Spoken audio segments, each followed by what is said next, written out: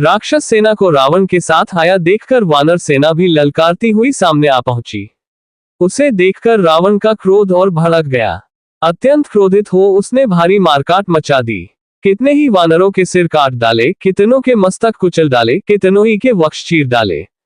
जिधर भी उसकी दृष्टि घूम जाती वहीं उसके बाण वीर युद्धपतियों को अपनी मार से व्याकुल कर देते।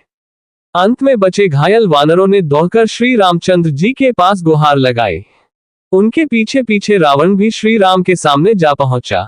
वानर सेना की दुर्दशा देखकर सुग्रीव ने सेना को संयत रखने का भार वीर सुषेण पर सौंपा और स्वयं एक विशाल वृक्ष उखाड़कर शत्रु पर आक्रमण करने के लिए दौड़ा। अनेक युद्धपति भी बड़े बड़े वृक्ष और पत्थर लेकर उसके पीछे पीछे चले। उनकी मार से राक्षस सेना धराशायी होने लगी। राक्षस सेना को नष्ट होते देख विरूपाक्ष गर्जना करते हुए सुग्रीव पर आक्रमण करने के लिए दौड़ा।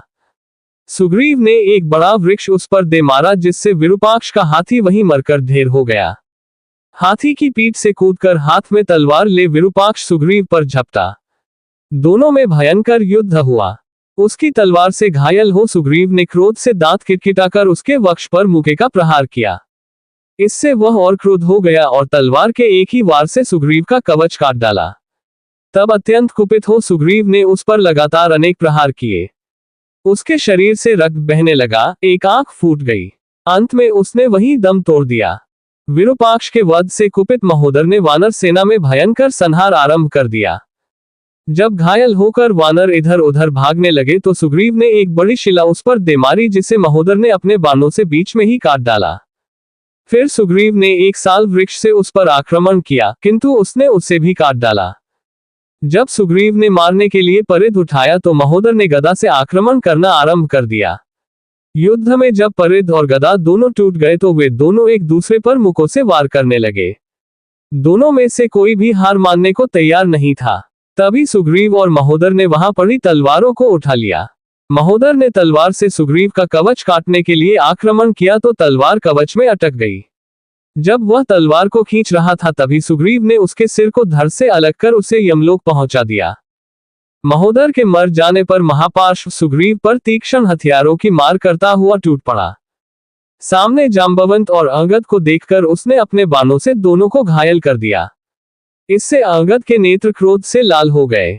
उसने एक परिध को उसकी ओर इतने वेग से फेंका कि उसके हाथ से धनुष और शिरस्त्राण छूटकर दूर जा गिरे। इससे क्रोधित होकर महापार्श्व ने एक तीक्ष्ण परशु अंगद पर फेंका किंतु अंगद ने उसका वार बचाकर पूरी शक्ति से राक्षस के सीने पर घूसा मारा। वज्र के समान घूसा पड़ते ही उसका हृदय फट गया और वह वहीं मरकर धराशायी हो गया। इधर जब रावण ने अपने तीनों पराक्रमी वीरों की मृत्यु का समाचार सुना तो उसने अपने तामस नामक अस्त्र से वानरों को भस्म करना आरंभ कर दिया। रावण को विशाल वानर सेना का संहार करते देख राम और लक्ष्मण अपने अपने धनुष बाणों को लेकर युद्ध करने के लिए तैयार हुए। सबसे पहले लक्ष्मण ने अपने बाणों से रावण पर आक्रमण किया।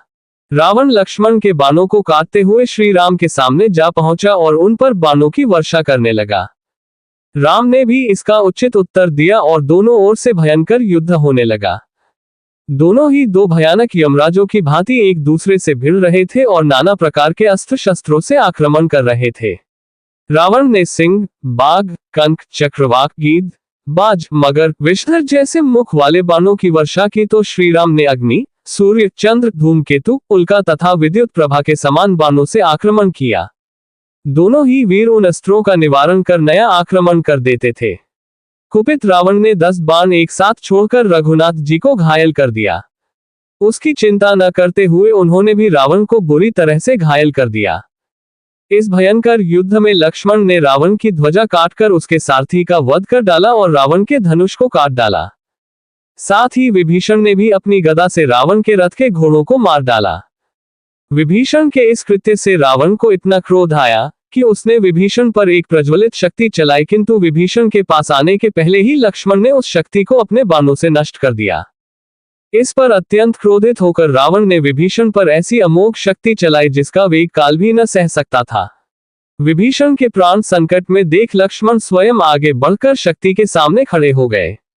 वज्र और अश्विनी के समान गड़गड़ाहट उत्पन्न करने वाली तथा विषधर सर्प के समान वह भयंकर महातेजस्वी शक्ति लक्ष्मण को आकर लगी।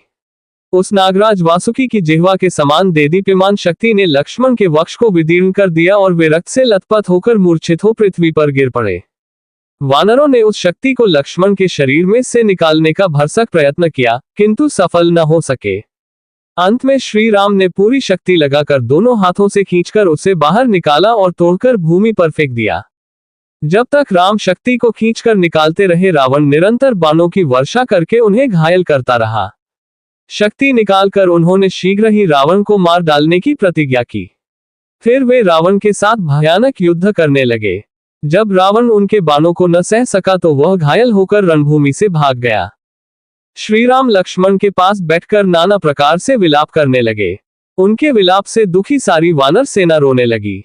तभी सुषेण ने कहा, हे वीर शिरोमणि, आप दुखी न हो, ये जीवित हैं, इनकी हृदयगति चल रही है। फिर हनुमान से कहा, तुम शीघ्र ही महोदय पर्वत पर जाकर विशल्यकृणी, सावन्यकृणी, संजीवकृणी तथा संघानी नामक औषधियां ले आओ। उनसे लक्ष्मण के प्राणों की रक्षा हो सकेगी।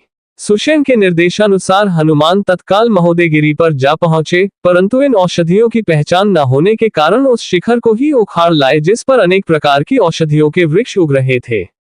सुषेण ने इनमें से औषधियों को पहचान कर उनको कूट पीस कर लक्ष्मण को सुंघाया। इससे वे थोड़ी ही देर में स्वस्थ होकर उठ खड़े हुए।